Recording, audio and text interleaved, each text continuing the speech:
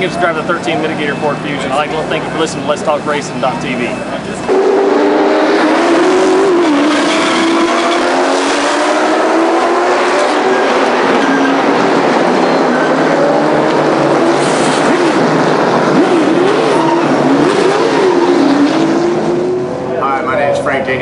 Driver of the number 5 Kiker Motorsports Camry.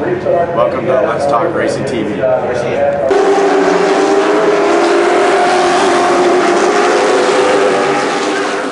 With Rockingham Speedway. Thanks for listening to Let's Talk Racing. I'm Teddy Peters, driver of the number 17 Toyota NASCAR Camp World Truck Series, and you're listening to Let's Talk Racing.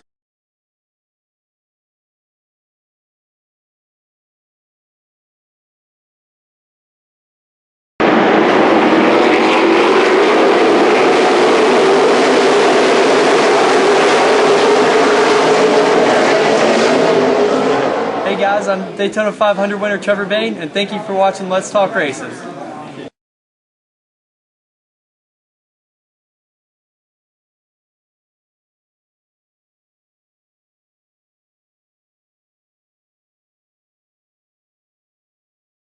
Yeah. I'd like to welcome everybody to Let's Talk Racing tonight. We've got Matt Mullins, Cameron Taco Patrick. I heard it said worse, so that was good. It could be. Yeah, I'll let that one slide. Anyway, and then we have Tommy, Tacy, myself, Roger Brehm. We got Terri O'Connell floating out somewhere out there. Field reporter. Field reporter, yeah, out in left field. There we go. Anywho, so what's happening, everybody? Are you just now looking to see who's on what time and everything? No, I got that. Joey Coulter on at 7:45. Our producer didn't make some calls. He's got some calls in, but we haven't heard from anybody yet. I scheduled more of a local thing, and I'd already talked with. I know. I got you. It's all good. It's a local thing. And pulling up NASCAR.com. And I'm pulling up NASCAR.com. So much for getting things ready. He's got to smoke, but he can't get things ready. Okay, y'all got No. This was the last second thing. Oh, see. Digging up dirt. You had 2.5 minutes of lead in to have it all set up. I got everything else set up. I was too busy Facebooking. No, I wasn't even doing that, to tell you the truth. But I just brought up about the Hendrick deal, and we'll talk a little bit about that. Everything except the fines were dropped. All fines or just All fines, everything except the $100,000 to Chad Knaus. That was the only fine left out of the 6-race suspension for him and car chief. 25 points, owner points, and 25 driver points were all reinstated. It moved him from 17th to 11th in points. Lucky it was early. Yeah. Which I think that's really going to upset a lot of people, and the buzz is there's a lot of people upset about it. Of course. They were looking for anything to hold him back. I don't think it was necessarily holding back. I think NASCAR was trying. The story, it's coming out a little bit more and more, and I think next couple of weeks we'll hear a lot more about it. But there were some crossed words in the pit garage, and supposedly the car did make it through tech. And this all came about after it had gone through tech. I thought they cut him off in pre-inspection. That was the key. It had made it through pre-inspection, and a certain official walked by it and looked at it and says, "No, that's not right. Darby! We're going to take it." So, the more things come out, we're finding out that this might not have been what it was all supposedly,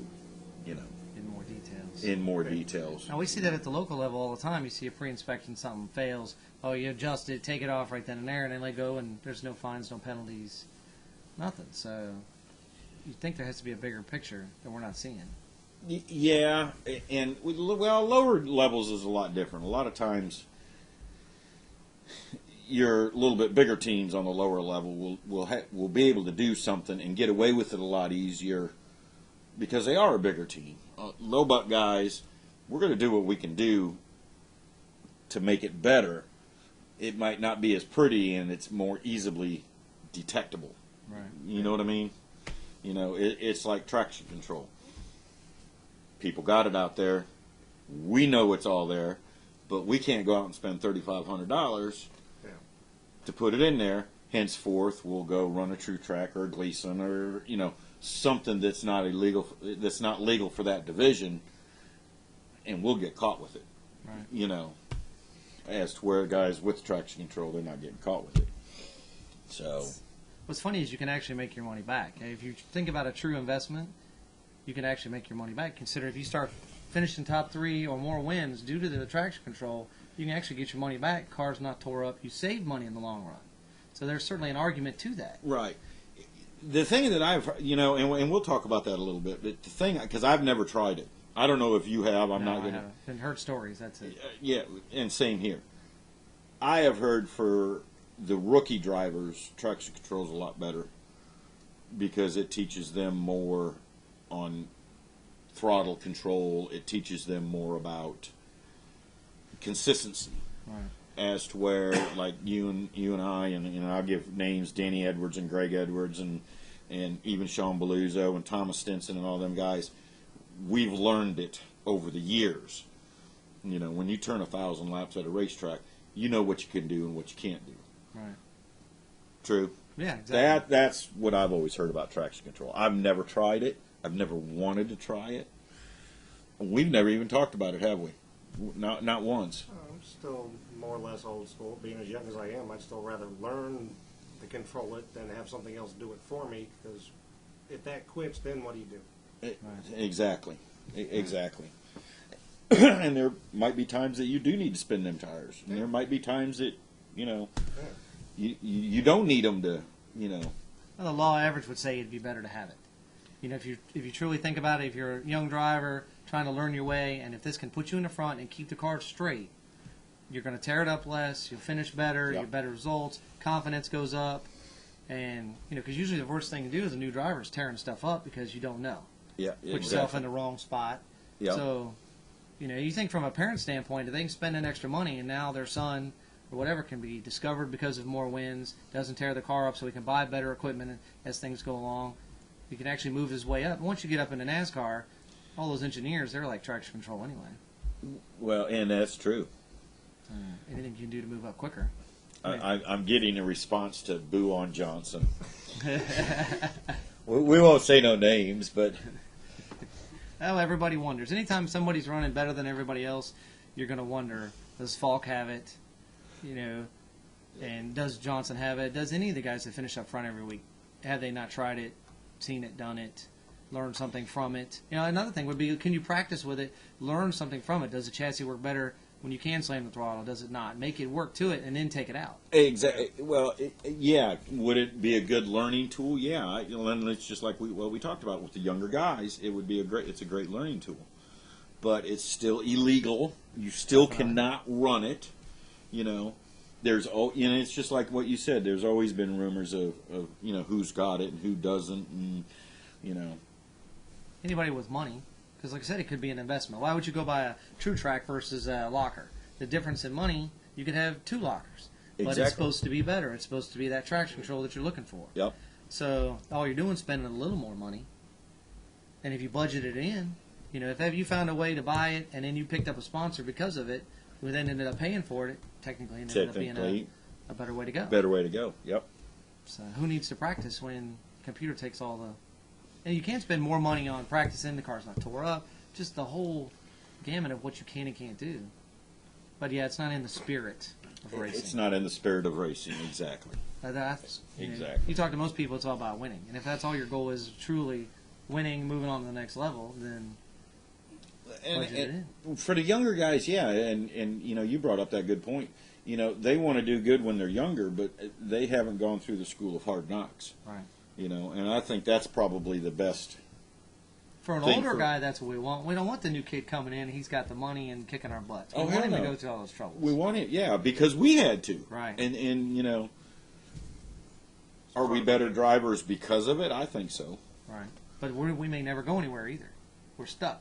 Because Exactly. we didn't produce when we were young. When we were People younger, wanted or to. didn't want to, and Right. figured we were stuck here. You know, the younger guys, yeah, they do want to move up. Yeah. Well, if you had a kid fresh out of go-karts who's used to just stabbing the throttle, and that's all he knows. Throw it in, stab, stab. Now you can put him in a Legends car, limited late model, a Grand Stock, something like that, and suddenly he can drive it the same way.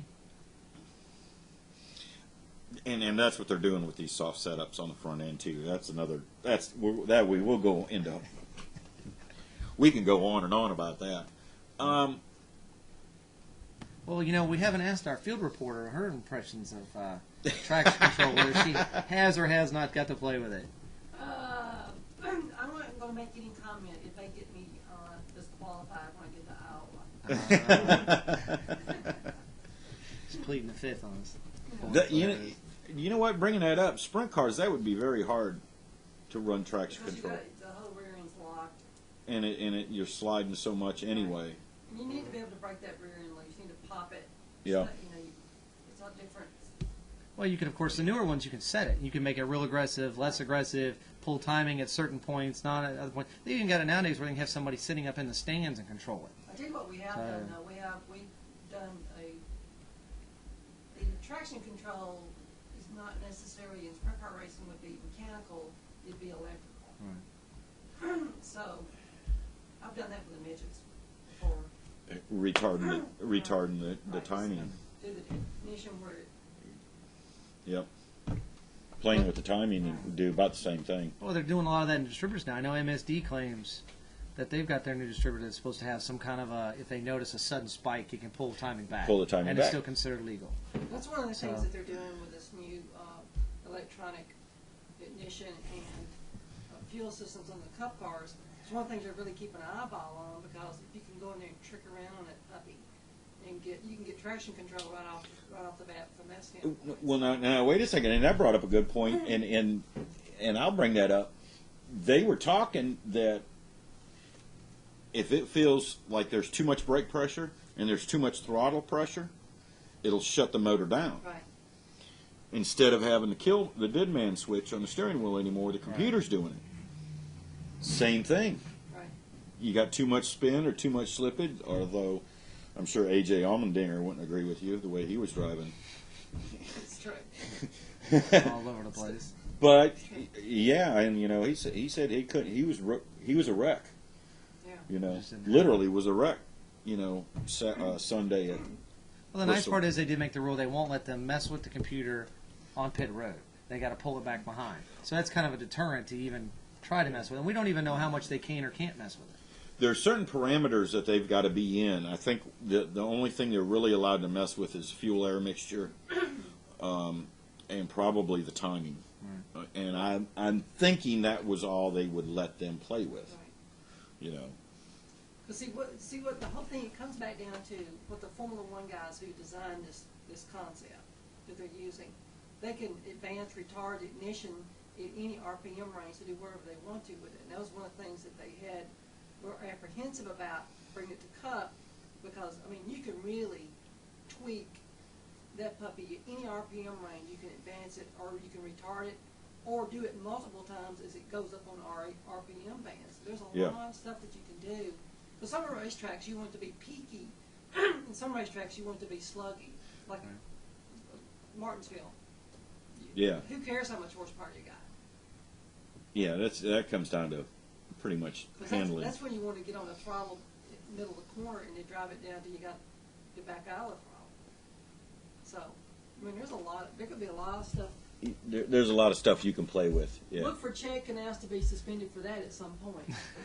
Maybe the next one. Well, are they handing them the boxes each week, or is it their own box? That would be one way to critique it, is if they give them. I was under the impression that. And Doc, look it up for us. Be a producer. Is NASCAR supplying them with the boxes, the electronic boxes, or does each team own their own? You talking about the electronic fuel injector? Yep. They own their own. They'll hold me to this. NASCAR. They don't take the boxes off when they leave the racetrack. They leave them on But they are teched when they go through tech. when they go through tech.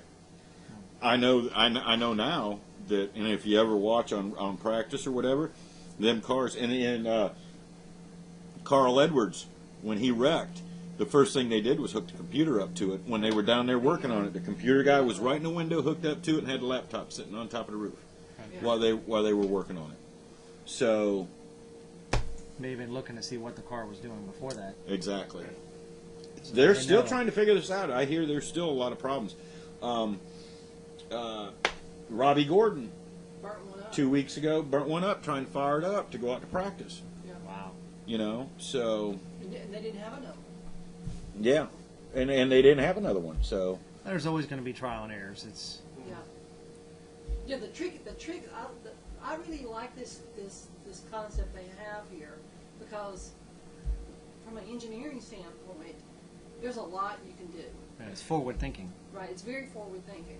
Now, NASCAR is got everybody put into they have the cage that they put down over the cars. They also have the cage they put on this computer system. So you got to know somebody's in there tweaking, figuring what Trying. they're doing. And I think that's going to be the next little thing that we hear about, somebody getting busted on. and I see that one coming. You know, if it hasn't done it already, I would see almost somebody's going to be. I think that's what they got worried about with the smartphones and the Right. in the cars. Exactly. They were like, wait a minute. They have programs out now that you can program your car from your phone. It comes with an app, and it plugs in and it Bluetooths to it. Can you imagine, doing that from in there, going there, ting, ting, ting? Then they'll get to where they can't have your cell phone in the car after Daytona. Well, what's it going to do? Well, and there was a big controversy about that, but what's he going to be able to do at 200 miles an hour on his cell phone? Well, they might have multiple settings in there. They could, just like they used to do on the black boxes, you could switch it between one RPM and the other. He could have 5 different settings and just pick it. All you gotta do is take one hand, reach up, hit a button, Yeah, touch on the screen, phone and during a caution. Who says you can't be holding that phone, and when he comes out on the front stretch, you can change it? Yeah, you could do But that it's too. like in a sprint car where you run the wing forward going down the straightaway and you pull it back going in the corner. Pull it back Well, in the the same thing corners, with the Formula yeah. One cars.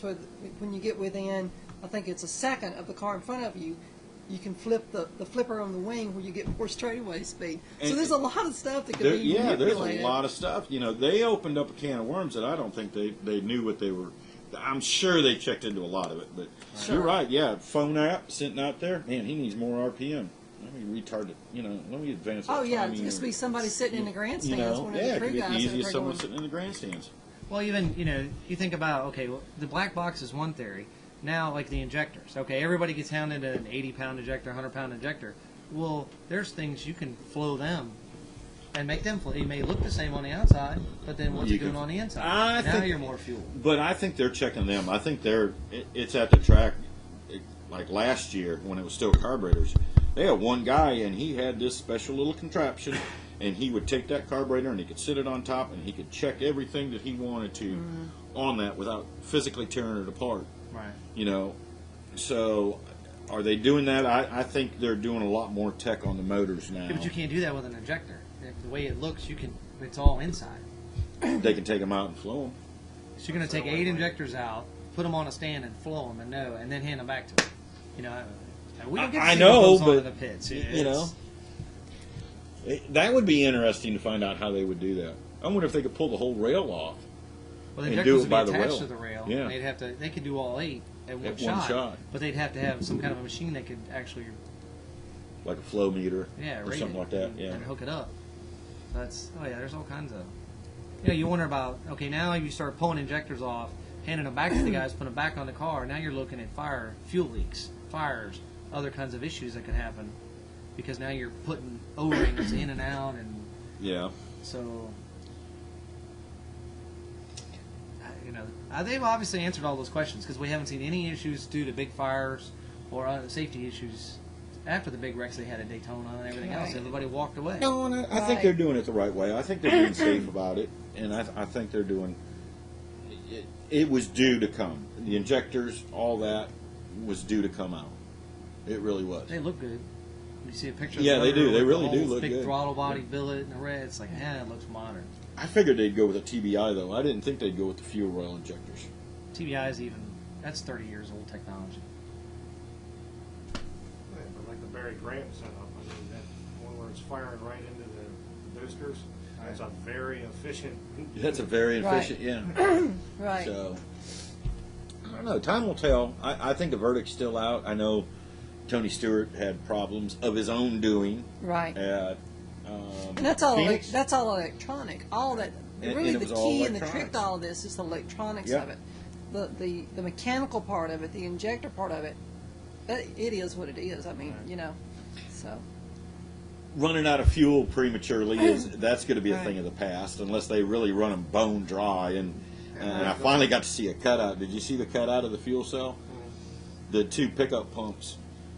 Yeah. They can put them anywhere they want to. Right. And right now they're putting them in the right rear and the left rear of the fuel cell. Well, they go to a road course, they might want to move one to the front. Right. More left turns, they'll put two on the left side, or they're so. Yeah, Well, and they're you're on just and off supposed to the be throttle too. pickups that shove it into the middle to go to the main pump. But they're pumps. Right. They're just lower. They go to that main pump. Right. So. Well, I got to tell you something. The main interesting. pump is the nut behind the wheel. Thank you very much.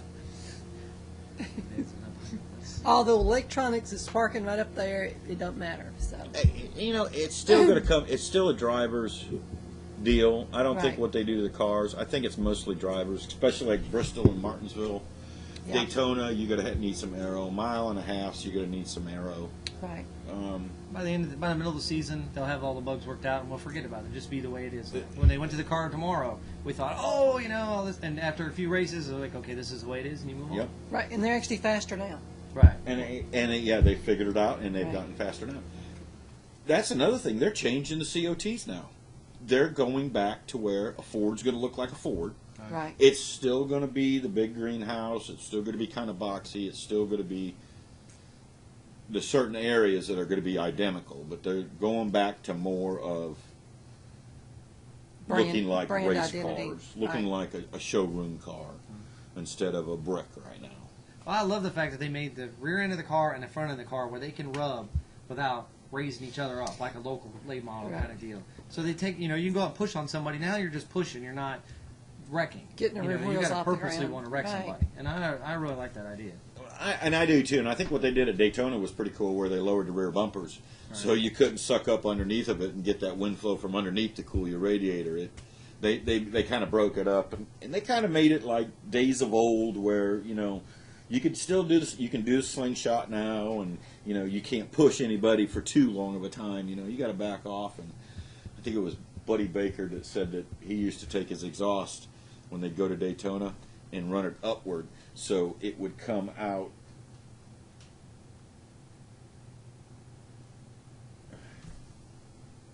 Okay, where it would, yeah, I know somebody put something up there, and I'm like, I got to read that.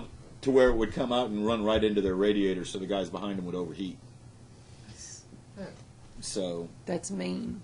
nobody That's would what they draft used to him. do, Yeah, but he won Daytona, so hey, I can just hear the radio. I can just hear like Allison behind Buddy Baker, and he's going back to his car. Hey, every time I get behind Baker, I heat up. yeah. What's Can't up? breathe. And Baker's like he's like Wile E. Coyote up there going. Cool stuff. Let me answer this real quick. They don't let them do as much individual stuff to the cars that they used to. If they're going to worry about a C-pillar, I know. enough to $100,000 for putting a C-pillar on wrong. Well, I think all they Well, did when to you that, think I of- think that what they did to those C posts, they just took a little bit.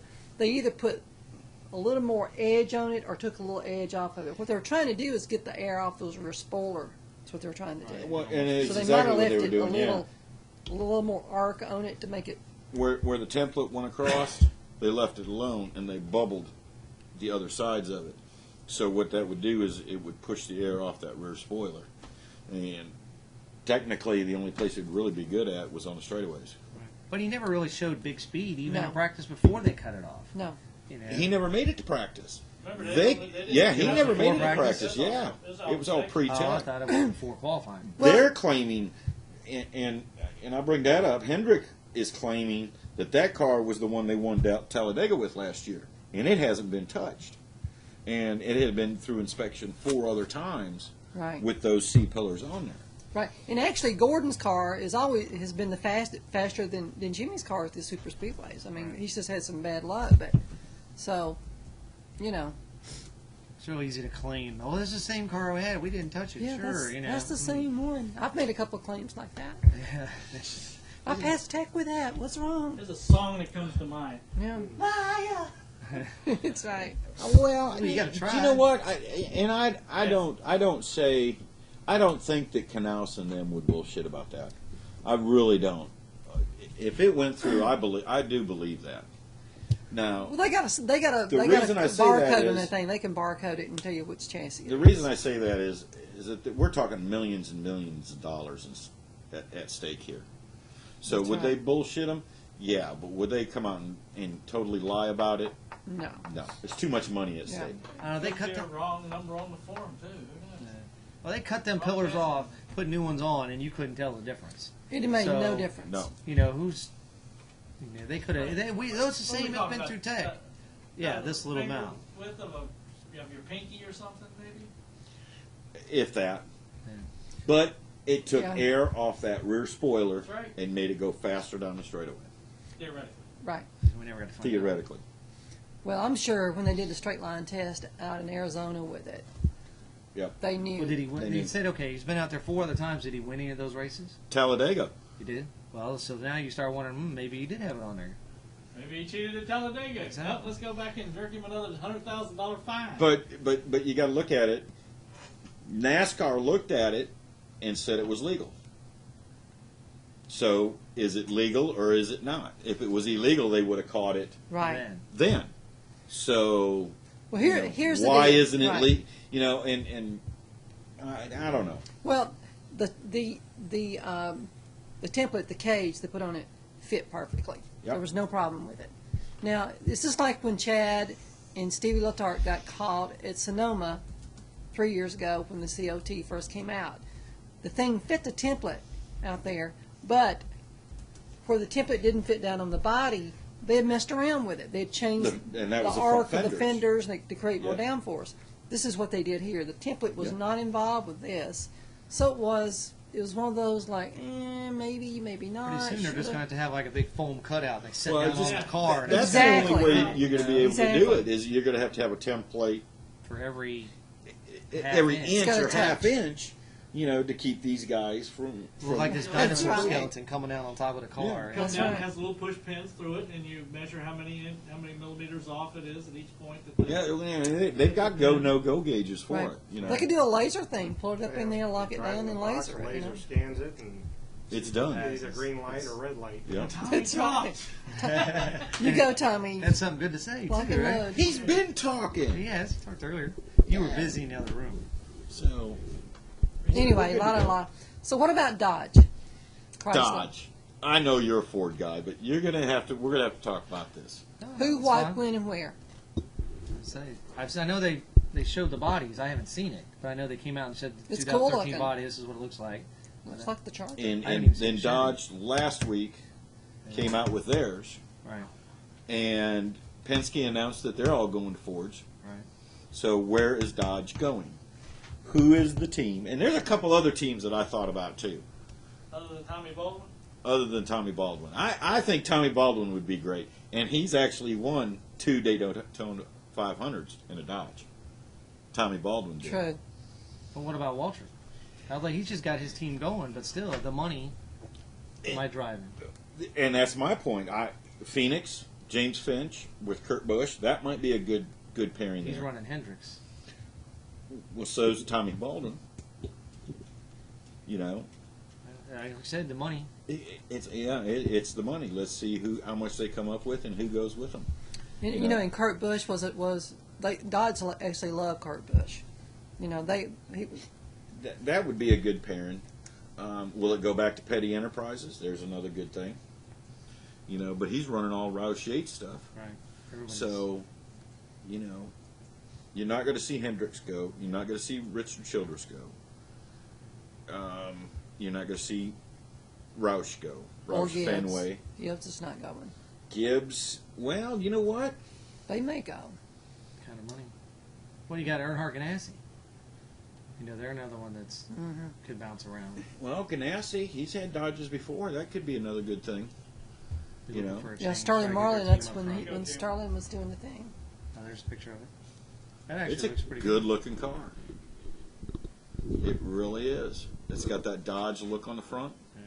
It's got the scallops on the side. But it's still got a bumper height it's not as big, but at least it's going to be level with the bumper on the back. Yeah, and that'll actually probably change before next year too. Yeah, that looks real similar to the Fusion. That scallop is actually painted on there. Oh, it is. On Yeah. the thing on the side? Yeah. Does it? It gives it a racy look. Yeah. It sure doesn't. It's ever since they went away, they made the nose to where the what's the part that's on the front? The grill. Huh? The flat part, yeah.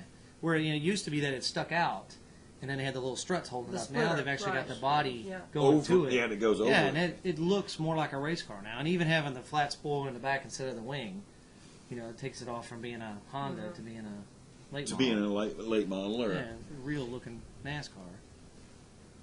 Yeah, that Fusion's sweet. Even that Charger looks good. the Fusion looks good, and I like the Nationwide cars. I'm sorry, Yeah. Mustangs. The Mustang looks really great. The Challengers look really great. They're the only ones that have really come up board. I'd like to see Chevrolet bring the Camaros out for it. I think that would be cool. Toyota needs to come out with something a little bit racier, in my opinion. Back to the muscle cars. Well, but Toyota doesn't really have like a muscle car image to come out with, No, they got Camry. Camry, yeah. And they had the commercial with Bush now where he pulls into the pit and they take the body off and put the other one on. He's got the Yeah. tires smoking, which is actually pretty neat, Yeah. the way they did it. It's a cool concept, but And find out how bad he sings. yeah. Well, what about Clint Boyer with his karaoke Oh, commercial, man. That is hilarious, Yeah, though. his silver ball. Yeah, He's got the Yeah. disco ball. I Ball love it. in there, It's floating good. around, yeah. Because that is exactly who he is. Is it? That is him in person. Yeah. I mean, it works because obviously I Right. remember the commercial. I've seen it enough, obviously, and they think it's Right. funny. That they Yeah. to see them do funny commercials is really a neat thing versus just being so serious about some of their commercials. I like the Coca-Cola one where it's got all the Coca-Cola drivers on it, and they get out and they're drinking. I and need it's a Coke. like, shit, Run back in. Coke's always had some really neat commercials with NASCAR. So Yeah. Cool. So what do you think Bruton's going to do to Bristol? Is he going to rip it up? Is he yeah, gonna have you do heard the of? same? Yeah, I heard they were going to do something, but I don't know why. I mean, I thought the racing was entertaining. I mean, I it did wasn't too. like the top 10 battling at the end, but Yeah. How many races you ever gone to? And you go one week and they're great, they're exciting, there's wrecks, there's a lot of excitement, and then the next week it's like, that was a good race. It was kind of boring, but it was a good race. Sure. And that's kind of what I got off of Bristol. I thought it was good. I really did. And I think even towards the end it was still, I think they were more cautious. Therefore, you didn't have that many cautions that were big pile-ups and pissed off people and stuff. they had more room to race. well, the first That's what accident the that happened progressive was banking stupid. does. It gives you a little more cushion to where you can Yeah. go in side by side. They could go 3 wide without really having to be rubbing to do it. Yeah, and they didn't have to rub it, but there were still people getting rubbed out of the way. I mean, Don't the trucks come back to Bristol at any time? In the fall? Or later part of the year? It's in the I fall. don't think that. I It's a don't triple think, header. That'll, Yeah. that'll Yeah. be your test. Get the trucks through there. Well, I think we were having this conversation earlier. I think you got to think this through. The economy is in a tough spot. Gas prices are ridiculous, and it rained the night, and up almost 2 hours before the race. So it's one of those situations where you're not going to have as many people show up. So therefore, the stands are not going to look like they're as full, even though there's 100,000 people there. Yeah, it didn't look like it was full at all. But yeah, there was still 100,000 people there. Right. They can hold up to, what, 150,000? 158,000. 158,000, 160,000 pretty much. So you So, only got 2/3 of the people that showed up. Right. yep. So all the tracks are suffering like that. It's not like just Bristol. Right. No, Yeah. Daytona was, you could see it at Daytona this year, and that's Right. the one everybody goes to. As is So- all professional sports. Yep. Is suffering. It's just I think they need to rethink this. We were having this conversation the other night. Rethink it from the standpoint of how do you make a balance on how much it costs to go, hotel, gas, ticket prices, food, et cetera, et cetera, et cetera. That has as much to do with people showing up to one of these events these days Oh, yeah. as it does if you have a semi-bad race. versus a WWE race. And I didn't think it was that bad. I didn't think it was that bad a race. I really didn't. You know, No. we saw Matt Kenseth and Brad Keselowski side by side Yeah, they battled that for the lead.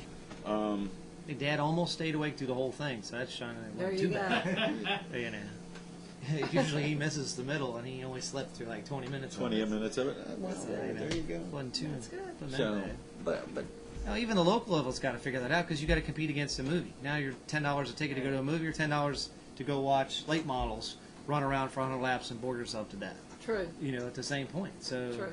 you know, everybody has that same issue. You know, I'd rather see the late models back itself down to 75 or even 50 and back the mods down, and let's go out and burn them up quick and see the guys race harder than rolling around the middle of the race just trying to get to the end and see who's got something left. Sure. It's twin 35s, twin 50s. And the only bad part about the twins is cautions beget cautions. So it's like every time the cars stop, you got another chance for a wreck, which for the But stands is that's good. what they're wanting. But for those of us in the car, it's like, you know, twins are. It's like Yeah. you got it going, you made the car right. Let's just get it over with. But you know, just 100 laps. You go to like South Boston, they run 150 laps. I know we used to go with the Legends. We'd get up on a toter, and that was a 38-minute nap. Yep. Get up there and watch it and see who's left at the end. It's boring. And I agree. You need to back these late models, and you need to back these modifieds down 35 laps, 50 laps. Make them go from the word go. Make them go. Just like the duels, Right. Right. twin 1 foot 25. They got to go. They still got one pit stop. Yeah, they might be able to leg off a little bit, but they got to go now. Yep. You know. See, that's the cool thing that I like about sprint car racing, is that it's line up and go. Yeah, it's wide open the whole time. Yeah, you go to Saluda and You a got late model race is 40 laps Right. for the big boys. Right. You know, in every division down there, you know, is a 25 lap for a modified or something like that. And it's like before they get going, they're all of a sudden they're done. Yeah. And, you know, for us asphalt guys, you're like, man, what happened to the race? Where did it go? But you were holding your breath the whole 25 laps. Right. That's why you want it to keep going. Where with our racing, it doesn't seem like it works out that way No, because the tires go away. And it's like you said, get in line and follow and see who's got the most at the end. Right. That's all there is to Who it. hasn't burned their stuff up? Yeah, exactly. Promoter's nightmare. Still have speed, still have racing, and find a way to get it done. So. Cut everybody back.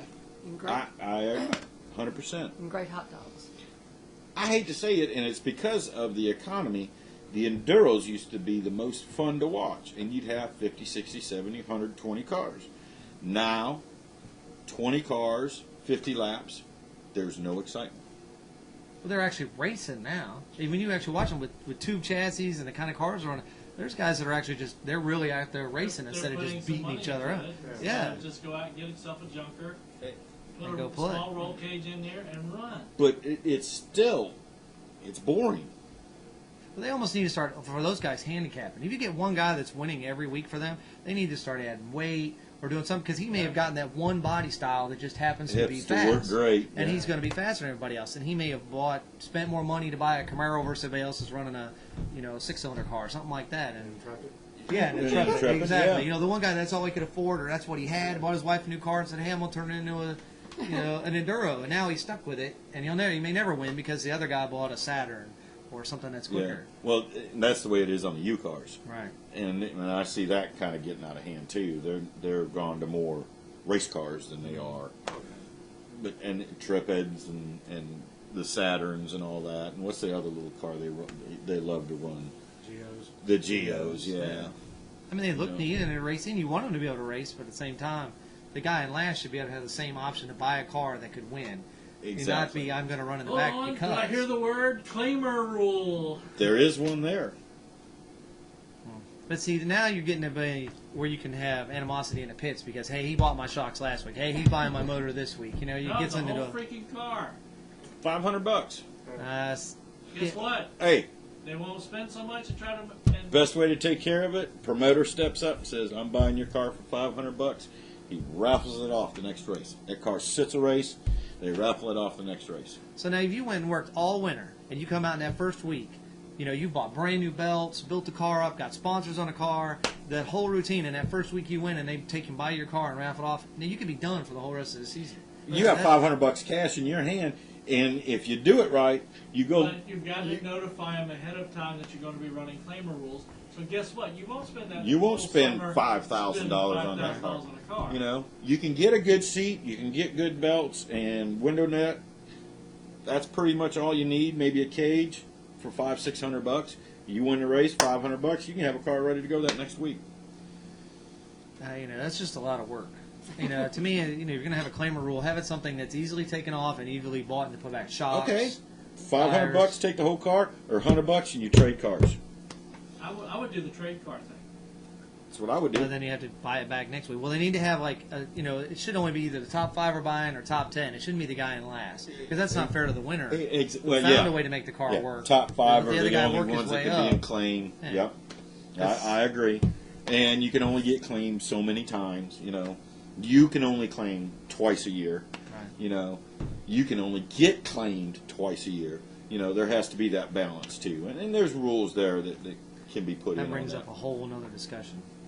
Well, I mean, As far as- there are tracks out there that do it. Well, to me, you know, on our bigger classes, why not do it with? Claimers. Right. Well, do it with. You don't have to do it with engines, but I'm glad to see. I saw on Langley's website they're bringing in the 604.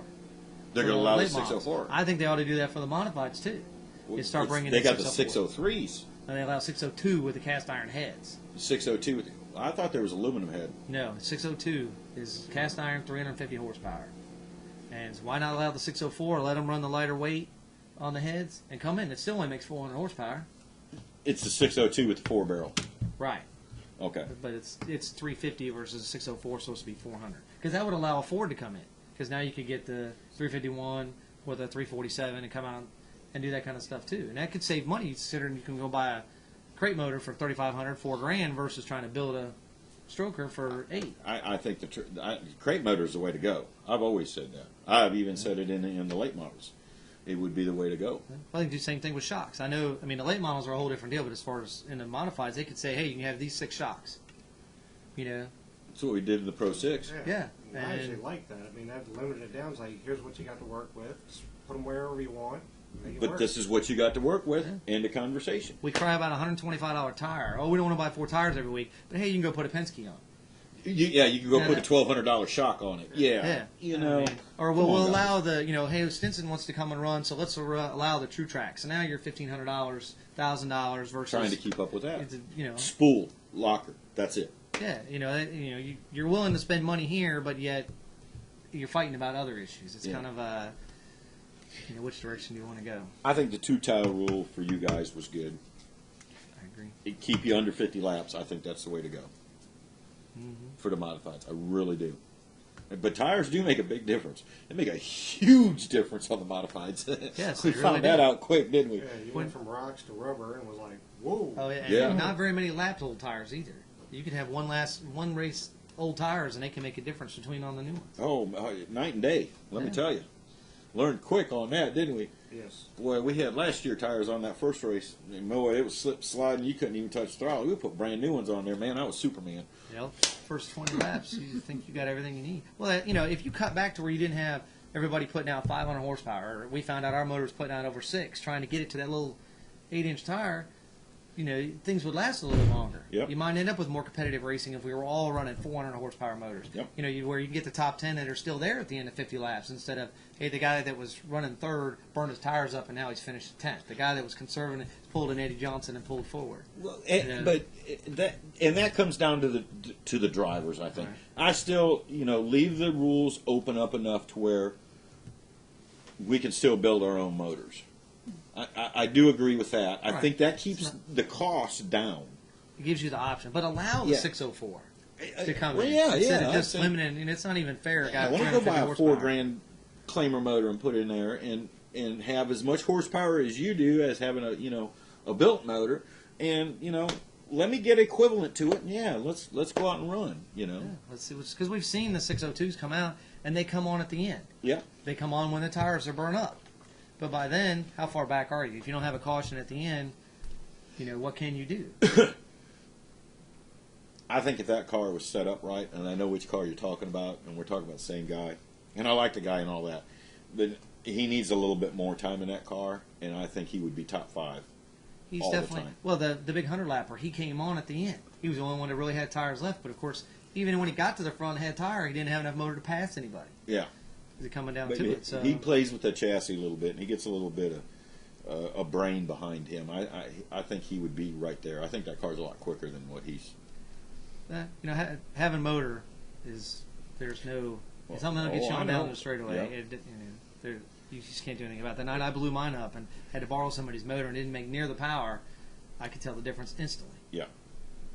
There was no doubt. The car handled exactly the same, but it didn't go down the straightaway. Yeah. Or didn't pull. People you were passing winning the races, now you take that power out and you stick your nose in and they pull away. And I've been behind the guy with the 602, and he romps it coming up out the corner, and you're a little sideways and you can't pull him down because he just matted it and come up and out. So you got to wait and pray you can get it to stick. Different driving techniques. Yep, definitely.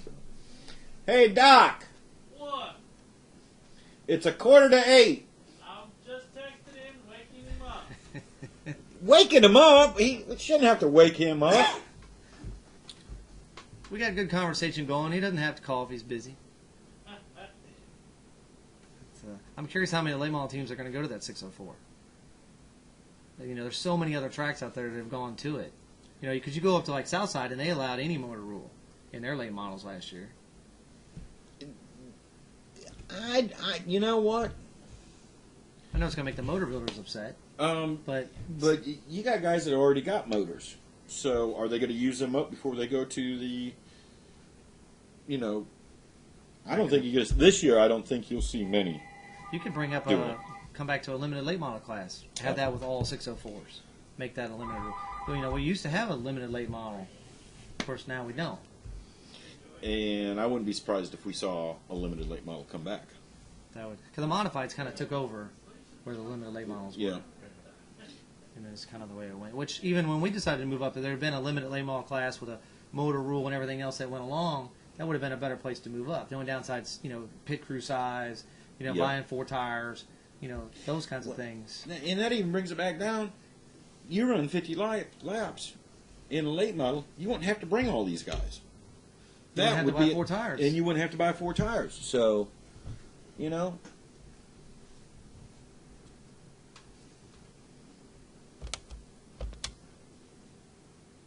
guess that means he's on.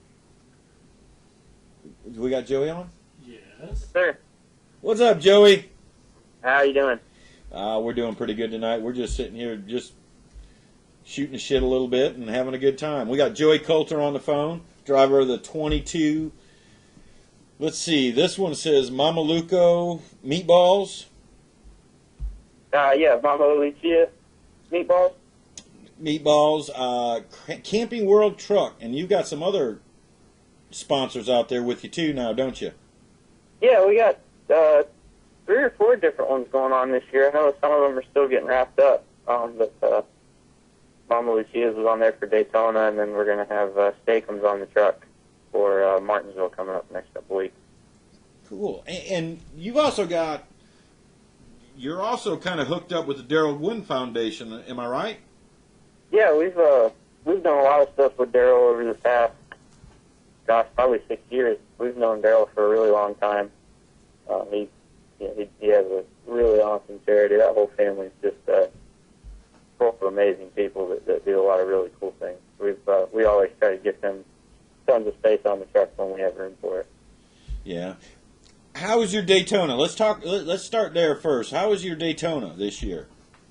Oh, it was great. I mean, other than the little overly exciting ending, it was great. I mean, I felt like from a team performance, I mean, that was one of the best speedway races that we've run. That's the best super speedway race I've run. In the past, it just seemed like I always kind of made the wrong decision. But that race, I had a lot of great help from my spotter, and Harold made great calls on pit road. Pit stops were awesome, and I was really glad that we were in position to win the race at the end of it. And then things kind of took a turn for the worse. I kind of had a feeling somebody was going to wreck pretty big. I just wasn't quite counting on it being me. Did you have a little help with that, if I remember correctly? Say that again? Did you have a little help with that wreck? Yeah, I mean, it wasn't, it was just, it was just the racing. I mean, we were all making that big push to the end. We all know that tandem style drafting is faster, and it's a lot faster in the trucks, compared to the difference in a cup car. As far as the difference between tandem and the pack, it's a lot bigger difference in a truck. But our bumpers don't line up quite right, so it's kind of it's one of those deals where we all know that it's not the safest way to do it, but we're all race car drivers. We're going to do what's the fastest and do what we can to make it work. And the guys that were the outside of me just got a little out of control, just due to the racing. Hornet Egg kind of got to the left side of Boucher's bumper, and that spun Boucher down to me, and I took flight, did a little flipping and twisting, and ended up landing somewhere past the tri-oval.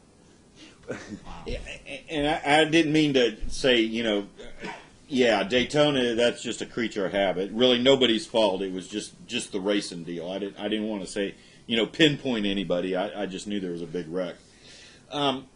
Doc's sitting here telling me that, and I'm going to jump off it a little bit, but you've been doing some dirt late model racing?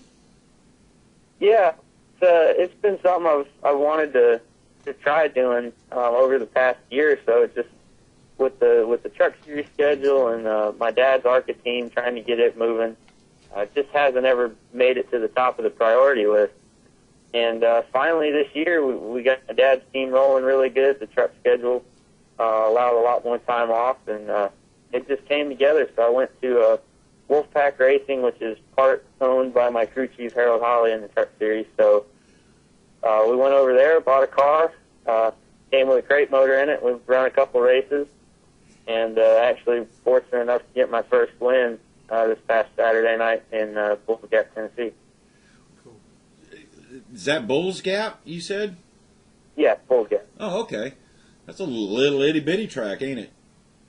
Yeah, it's one of the bigger ones that I've run on. I mean, I guess I've only run on 3, but it was a pretty fun little racetrack. The banking was amazing. I didn't think they built dirt tracks like that. I just thought they were mostly flat. But that was awesome racetrack to race on. Amazing crowd. I haven't seen a track with that many people in it for quite a while. And you just said something that was just kind of funny. You didn't realize they stacked dirt that high. But what was the difference between running that little place and Daytona?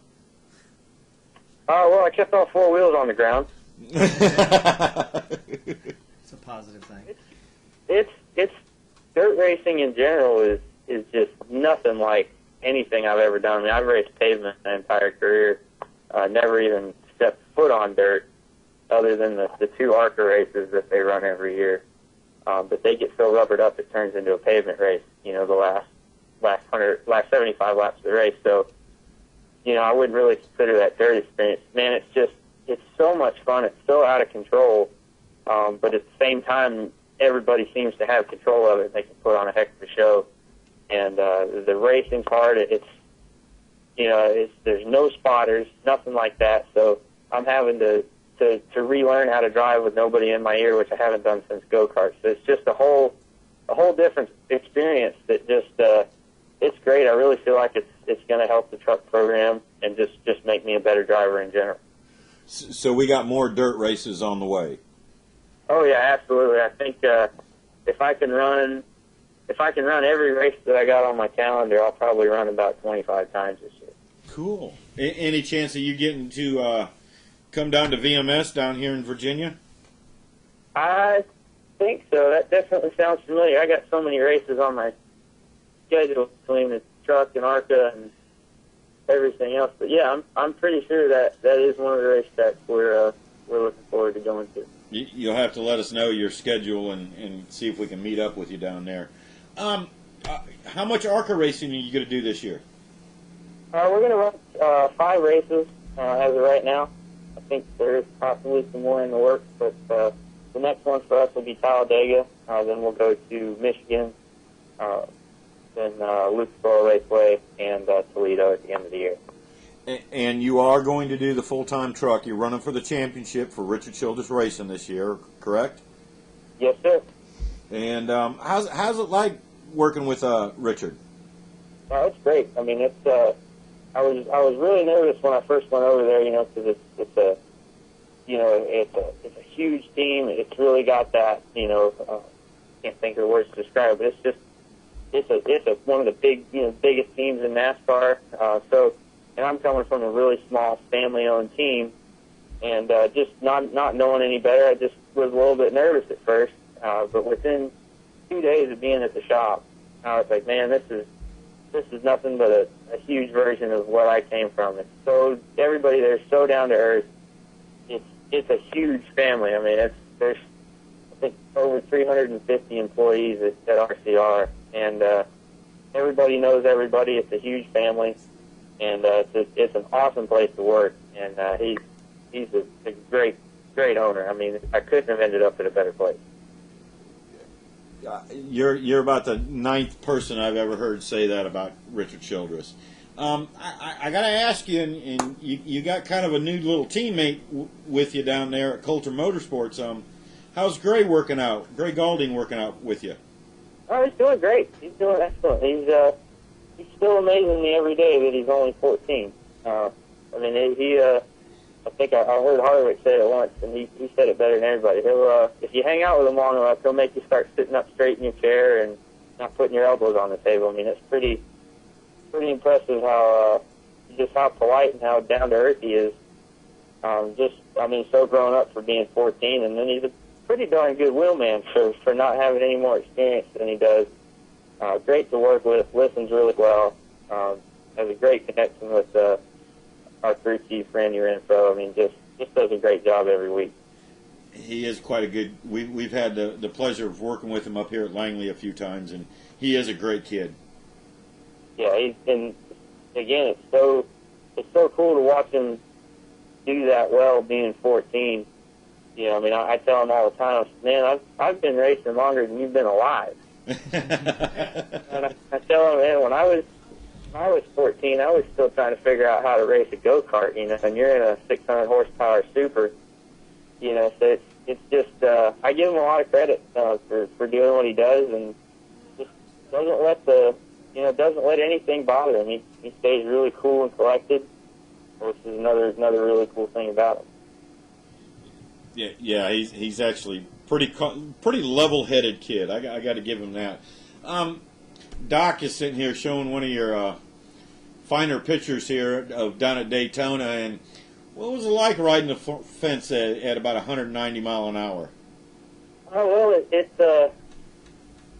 was a lot slower in my head than it was in real life. I guarantee you that. Everything really slowed down. As soon as we came through the tri-oval, I was pushing Todd. I said, man, this might work out. I'm in a pretty good spot. And right about the time I finished telling myself that, I was looking at the wall, and I thought, okay, well, maybe this isn't going to work exactly like I thought it would. And then I kind of thought I was just going to hit the wall and just kind of slide.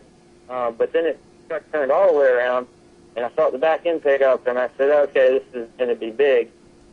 And went for my ride. I remember seeing right before I hit the fence, I could see the hood of a truck. I don't know whose truck it was, but I was looking right at it. And hit the fence, flipped around a couple times. Didn't realize that I was that far inverted. I didn't realize it was so straight up and down until I watched it afterwards. It was wild on the inside. I mean, there's stuff going everywhere, parts and pieces flying around.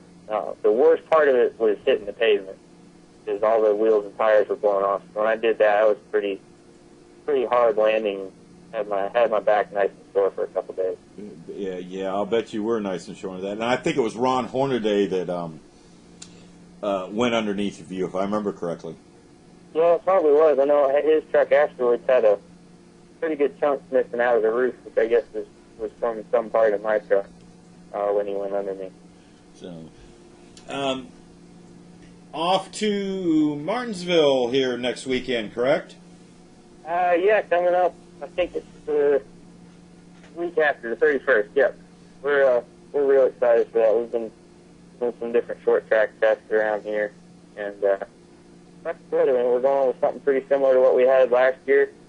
and hopefully we'll end up a little bit better position in the end and be able to bring one home.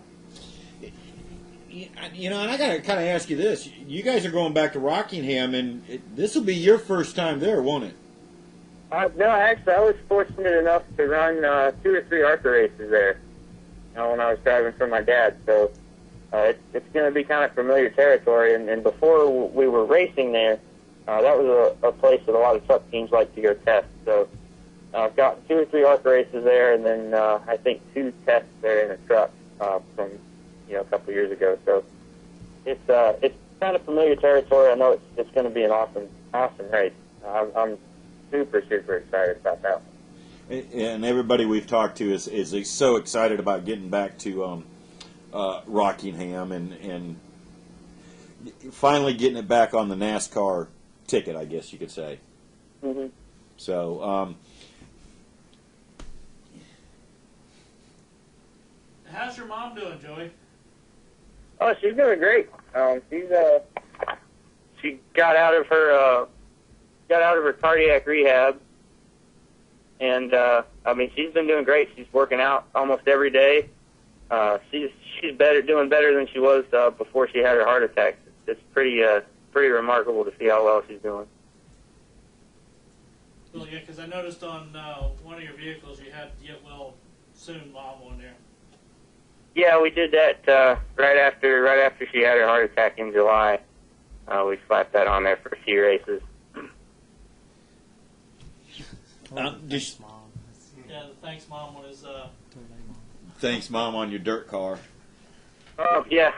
She that's actually her car. She's the one that put down the okay to do it. Went and gave me the check to go get the car. So she's that's kind of her deal that she's running, and she really enjoys it. She's loving it. Is she a big race fan? Does she go to a lot of races with you? Oh yeah, they're at every run. The really funny part about that is just this past weekend when I won my first race, they were all down in Florida for my brother's spring break, and it was kind of funny. Everybody that's normally at the races was somewhere else doing some other things, and they were all mad at me because I couldn't win when they were all around. I had to do it when nobody was. Well, I bet that'll teach them. I bet they'll be there at your next one. Yeah, I told them, I said, I warned you before, I'm pretty unpredictable when this stuff's going to happen, so just try not to miss it. Well, listen, Joey, we're going to let you get on out of here. It's 8 o'clock and time to go eat. So, at least for us. Need to thank your sponsors, and listen, when you go win that truck race down at Martinsville and Rockingham, you need to call us back. Oh, absolutely. I got your number saved. And all right. Good chance are we'll probably run into you at either place. Probably run into you down there at either one of them, and I hope to see you at VMS this year. Yeah, I'm pretty sure it is on the schedule. I just saw it. Now I got to find it again. But yeah, May 19th I'll be there. May 19th? We'll definitely get with you then. Yep, we'll be there. So, Joey, you take care and good luck, and thank your sponsors first. Oh yeah, of course. I mean, I'm really excited for this year. I mean, there's been so many people that have stepped up to the plate. Daryl Glynn's coming back like he has every year. Tempest Cycles is back on the truck. They really made a huge contribution to the ARCA stuff at the beginning of the year, which was awesome. Still haven't gotten the motorcycle yet, so I have to talk to them about it. But they're awesome to work with. And then Mama Lucia's meatballs that were on the truck at Daytona, they'll be back on later in the year. Jacobs is on the truck for Martinsville. I can't thank them enough for coming on board the 22 truck. We're looking forward to putting on a good show for them. And then I think right now for Texas, we're going to have a couple other ones. I guess I probably can't say who yet, but it's all coming together. But you know who you are, so thank you. Good way to play it. Congratulations. Glad to see you in that truck, and wish you well all year. All right. Thanks a lot. Thanks, Joey. Talk to you later, Joey. That's funny about wishing he had his family there. If you could predict every win to make sure people were there, you'd have the nights you wouldn't go to the track if you could predict it. Exactly. But we all had to look. My dad was there for 2 races, and we got wrecked on. We still finished second that night. We got wrecked the first week. And then, I forget, it was second the next, he was there that next race. The race after he was gone, we won. So it was like, oh, man. So. Gotta be real. Yep. You just got to show up for every week. That way you'll see when you win every week, I right? know. But he was a proud daddy, though, both times, so. Are we done? Oh, you got more info to put out there, or what? I think he's thinking about his stomach. California. He always thinks about his stuff. Nationwide trucks practice at Langley Speedway this weekend. If it don't get rained out, I think South Boston is having a race this weekend. Is it South Boston or Kinley? I think Kinley's on the schedule like every weekend, aren't they? I know South Boston had the big race, was it last week? Yeah, but Falk won. Falk won, and I think they're back at South Boston this weekend because I seen little race cars put on there that they were going to be there this weekend at South Boston. So racing's just getting started. We should have had CE call him. Or actually, call him up and say, hey, stop by. If he's in town. You got to remember, he lives in town now. I thought he was still going down to North Carolina. He's out of school. No, I thought he was still going down there and teaching legends down there for 600. Well, maybe. I don't know. Who the heck knows? So. We apparently don't. Good night. I'd like to thank have everybody a good night. for watching Let's Talk Racing with us. Everybody have a good week, and we'll see you next Wednesday. So, if you're lucky. If you're lucky, yeah, well, something like that. What the heck? Hi, my name is Natalie Sather. I drive the 94 K&N Lady Eagle Safety Wear, Butler Built Seats, Bell Helmets, Hooker Harness Seatbelts, number 94 at South Boston Speedway. Be sure to listen to Let's Talk Racing TV. I'm Sam Hunt, drive the 42 car on the thing Let's Talk Racing. Hey guys, I'm Daytona 500 winner Trevor Bain, and thank you for watching Let's Talk Racing. Hi, I'm Robert Richardson Jr., driver of the number 23 Dodge Challenger for R3 Motorsports in the NASCAR Nationwide Series, and you're watching Let's Talk Racing. I'm Timothy Peter, driver of the number 17 Toyota NASCAR Camp World Truck Series, and you're listening to Let's Talk Racing. Let's Talk Racing is brought to you by PC Doctors, Computer Sales and Services. This doctor still makes house calls. And also Hampton Incredible Tees and Signs, both located at 1248 North King Street in Hampton, Virginia.